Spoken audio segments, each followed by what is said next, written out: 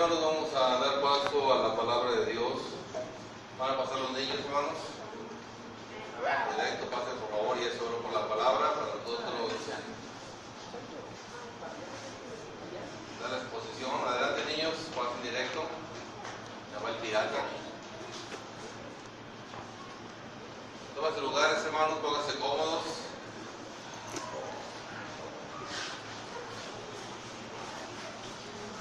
Les voy a pedir, hermanos, que abramos nuestras Biblias en el Evangelio de Mateo, capítulo número 24. Es la lectura de este día, hermanos.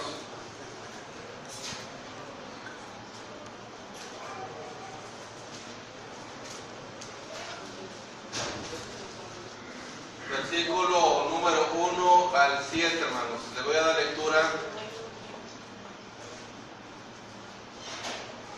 para que todos pongamos mucha atención, hermanos, en este relato profético. Dice la Biblia, hermanos: y salido Jesús, íbase del templo,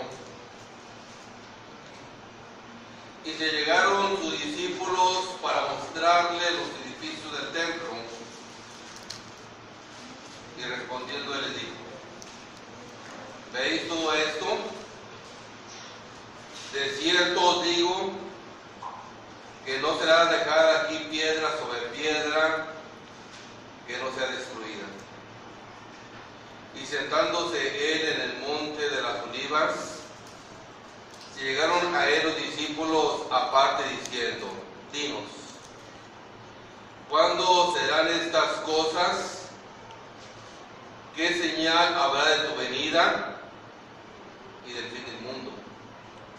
Y respondiendo Jesús le dijo: mirad que nadie os engañe, porque vendrán muchos en mi nombre diciendo: yo soy el Cristo, y a muchos se engañarán. Y oiréis guerras y rumores de guerras.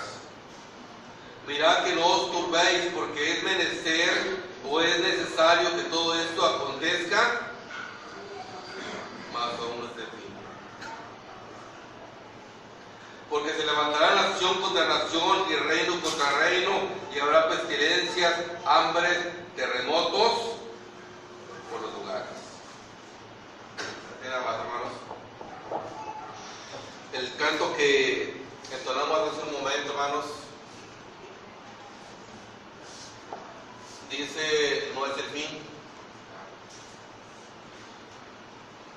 Hoy en estos días, hermanos, la gente está conmocionada por los terremotos que acaban de suceder en la Ciudad de México, en el estado de Oaxaca, de Guerrero, de Morelos. Y son los días en los cuales la gente se asusta y se refugia en los templos y se vuelve más religiosa en ese momento, porque a su mente vienen pasajes como los que acabamos de leer y que son de dominio público, de conocimiento público. Todo el mundo sabe de esta porción bíblica, hermanos, acerca de terremotos. Y cuando hablamos de terremotos, la gente dice inmediatamente: esto es el fin. Pero ¿saben qué, hermanos? La realidad es que esto no es el fin. ¿Quién dijo que era el fin esto? Cristo no dijo que era el fin, ¿verdad? Cristo dijo, hermanos, que esto es el principio del fin, nada más. No dijo esto es el final. Cuando vean terremotos, esto no es el final. Ahorita no estamos en el final de los días. La gente le gusta ponerle final a ciertas cosas. Algunos dicen que el final empezó de 1914 o el final empezó de 1975. No, en realidad no sabemos cuál es el final. Cristo dijo: van a acontecer todas estas cosas, pero no es el final todavía. Es necesario, hermanos, que le pongamos mucha atención a la profecía, hermanos. Especialmente a esta que dice Cristo Jesús en Mateo capítulo 24. Porque Cristo Jesús, hermanos, es profeta. De hecho, es el más grande de los profetas. Es es el mayor de los profetas. Los profetas no se acabaron con Juan. Cristo Jesús también es profeta, hermanos. La ley y los profetas hablaron acerca de los días de Juan, pero los profetas no se acabaron con Juan, hermanos, porque Jesús es más grande que un profeta, hermanos. Cuando el Señor Jesucristo, hermanos, estaba en el ocaso de su ministerio, va a la ciudad de Jerusalén a celebrar lo que era la última Pascua. Y cuando él está en Jerusalén, hermanos, visita el templo, y al salir del templo, los discípulos van con él. Y los discípulos no vivían en la ciudad de Jerusalén. Jesús tampoco vivía en la ciudad de Jerusalén. Ellos vivían en la orilla, hermanos. Viajaban cada año a la ciudad de Jerusalén a la Pascua. Por tal motivo los discípulos no veían mucho el templo, pero estaban orgullosos del templo, hermanos. Se gozaban viendo esa obra de arte de que era el templo. El templo, hermanos, se le conoce como el segundo templo. El templo que existía en los días de Cristo Jesús, los judíos le llamaban el segundo templo.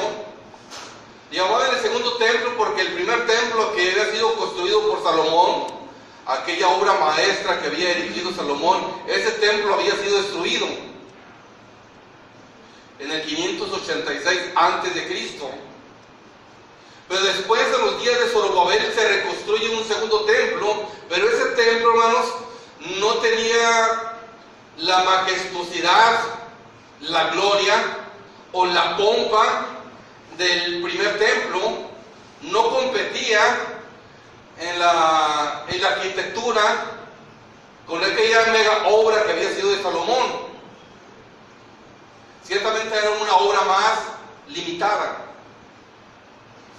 Pero allá por los años 19 antes de Cristo, hermanos, existía el rey Herodes. Ustedes han escuchado aquel rey psicópata, ¿verdad?, que había mandado matar todos los niños, ¿verdad? Ese rey Herodes, hermanos, era odiado por el judaísmo. Entre las varias razones que lo odiaban es porque estaba demente, estaba loco este personaje, pero aparte de su desvarío, ese hombre era un idumeo. Era un idumeo. Y los judíos no lo querían. Y entonces este hombre, para congraciarse con los judíos, mandó reconstruir el segundo templo. Prácticamente se dice que se demolió el segundo templo y se reconstruyó el segundo templo en los días de Herodes. Y ese segundo templo que se reconstruyó, hermanos, era majestuoso. Se dice que las dimensiones de aquel templo, hermanos, medía aproximadamente 500 metros de largo. Ya se imaginarán, 500 metros de largo. Y medía 300 metros de ancho. Y aparte estaba elevado, estaba sobre el monte Moria, una parte elevada, estaba en una parte alta, y por encima de todo eso el templo se elevaba, de tal manera que para subir hacia el segundo templo se tenía que llegar por medio de unas escalinatas altas, y estaba rodeado por grandes muros, y todos los muros por los cuatro lados de aquel templo, hermanos, dice Flavio Josefo que estaba lleno de placas de oro, de tal manera que cuando el sol pegaba sobre las paredes del templo, hacía que éste brillara. Y aparte estaba lleno de muchos materiales preciosos como la plata y muchas piedras preciosas. Entonces el rey Herodes, para congraciarse con los judíos, mandó que ese modesto templo que se levantó en los días de Zorobabel fuera algo espectacular, algo grandioso. El templo, hermanos, ese templo, dice la Biblia, el Evangelio de Juan, que se construyó en 46 años. 46 años es lo que les llevó a construir ese templo, que fue hecho con piedras colosales, grandísimas. Se dice que cada piedra pesaba alrededor de 50 toneladas. Entonces, hermanos, en ese templo es cuando salió Jesús y los discípulos estaban impresionados con ese templo y le dicen: maestro, mira ese templo. Mira, empiezan ellos orgullosos de mostrar los edificios del templo. Y pensaron que el Hijo de Dios pues igualmente se iba a fascinar acerca de la majestuosidad de aquella obra maestra. Y Jesús en ese momento, hermanos, da una revelación, una profecía. Dijo: ¿ves todo esto? No va a dejar piedra sobre piedra que no sea destruida.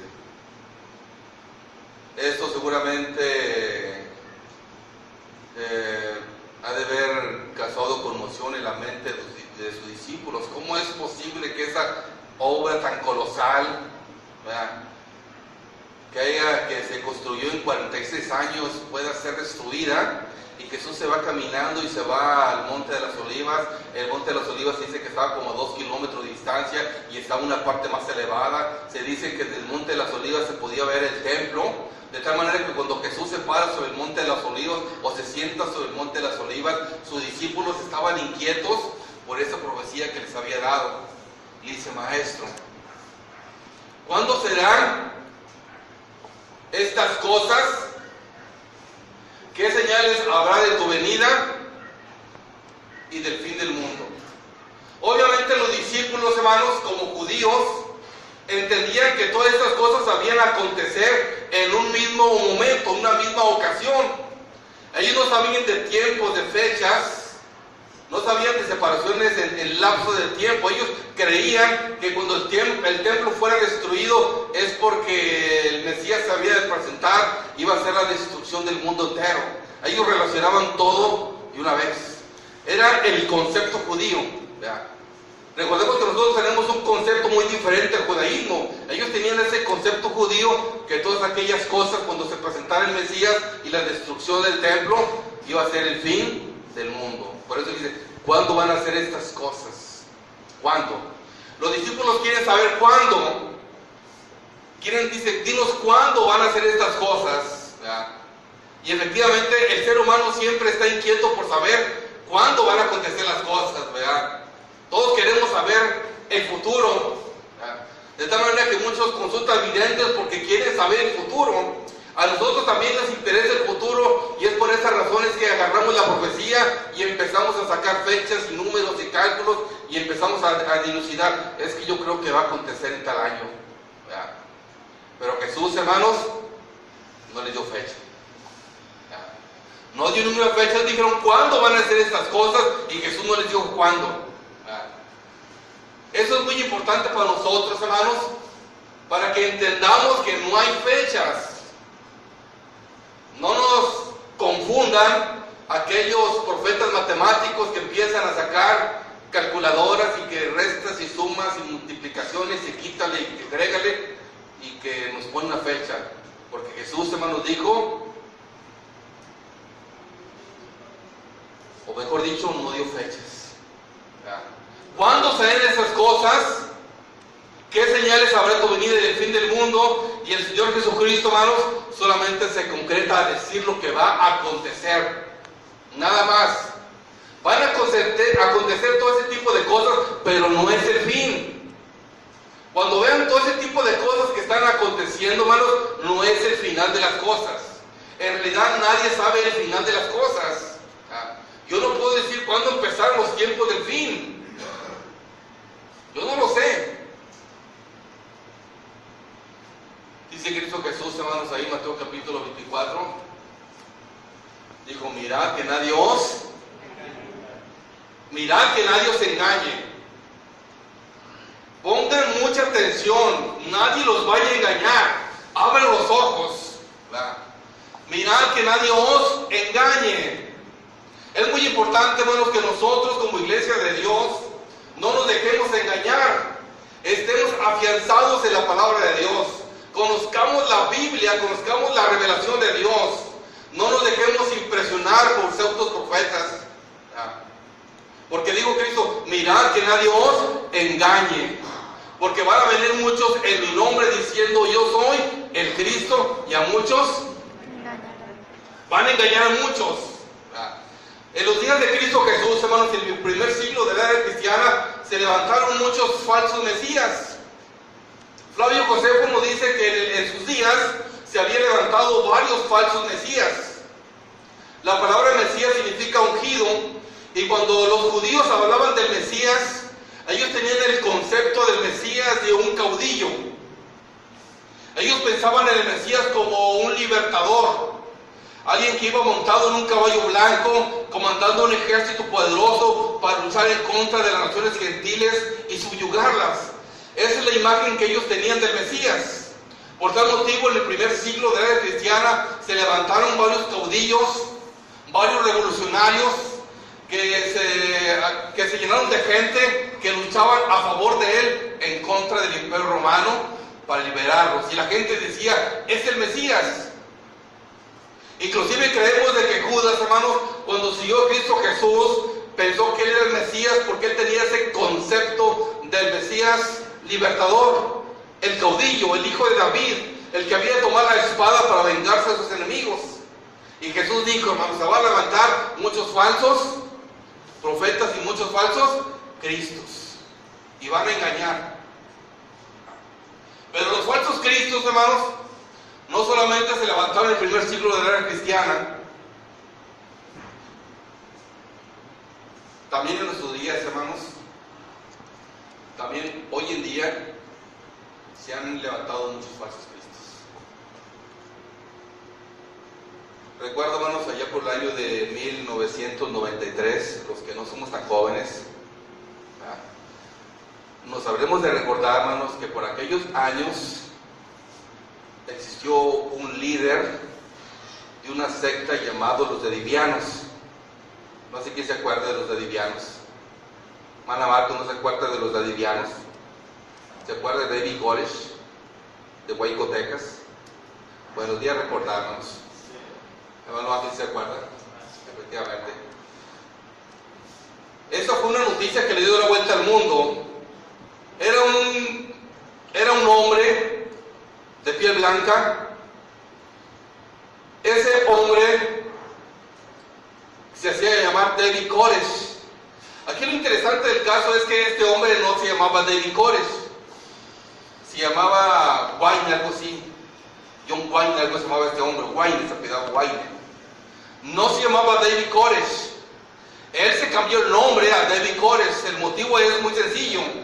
Él se hizo llamar David Koresh porque David es David, el rey David. O sea, él creía que era hijo del rey David. Él decía que el rey David era su padre, que él era el hijo de David, que era del árbol genealógico de David, y como consecuencia también era descendiente de la línea de Cristo Jesús. Y se llamó Koresh también Koresh. Koresh es un nombre hebreo. La palabra Koresh en hebreo, la transliteración es Ciro. Creo que muchos recuerdan al rey Ciro, ¿verdad? Ciro el persa. Ciro el persa. La Biblia dice en Isaías capítulo 45, dice, Ciro es mi ungido. Entonces Dios le dice que Ciro es mi ungido. Por tal motivo él se puso Ciro en hebreo, que es Koresh, porque él dijo, yo soy el ungido. Yo soy David y soy el ungido, o soy el ungido. ¿Verdad? O sea, yo soy el Cristo, porque la palabra Cristo significa ungido. Digo, yo soy el ungido. Entonces este hombre, hermanos, se hizo llamar David Koresh y se fue líder de la religión de los Dedivianos. Los Dedivianos, hermanos, es una secta que se había desprendido de los adventistas del séptimo día. Esos son los Dedivianos. Ellos habían desprendido los adventistas del séptimo día, y la particular de esa secta, hermanos, es que este hombre agarró el poder absoluto de esa secta y empezó a tener muchas mujeres. Tuvo en realidad 15 mujeres, pero él decía que él tenía derecho a 60 mujeres o a 60 reinas y 80 concubinas, porque es lo que dice el libro de Cantares. Digo, yo tengo derecho a tener 60 reinas y 80 concubinas. porque yo soy descendiente directo de Salomón, ¿verdad? Y decía que los hombres que estaban casados, los hombres de su religión que estaban casados, tenían que darle sus mujeres a él, ¿verdad? Tenían que entregarle sus mujeres a él porque él era el Mesías. Bien, pues este hombre, hermanos, David Koresh, ¿verdad? Él se decía que él en sus días había abierto el quinto sello, y en el quinto sello se hace referencia a las almas de los degollados que habían sido muertos por la palabra de Dios. Decía, yo estoy abriendo en este momento el quinto sello, ¿ya? Él decía, yo estoy abriendo el quinto sello cuando se hace referencia a las almas de los degollados, ¿ya? Este hombre, hermanos, duró trincherado 51 días enfrentándose contra la policía de los Estados Unidos de Norteamérica, y al final de los días se inmoló con toda su organización religiosa. Fueron alrededor de 90 personas las que se calcinaron en ese momento, las que dieron la vida por David Koresh, las que se mataron por David Koresh, porque creyeron que él era el Mesías. Pero lo interesante del caso, hermanos, es que todas aquellas personas que formaron la religión de los davidianos, de David Koresh, quizás ustedes piensen, bueno, eran personas ignorantes, era gente inculta que lo seguía, pero en la realidad es todo lo contrario, hermanos.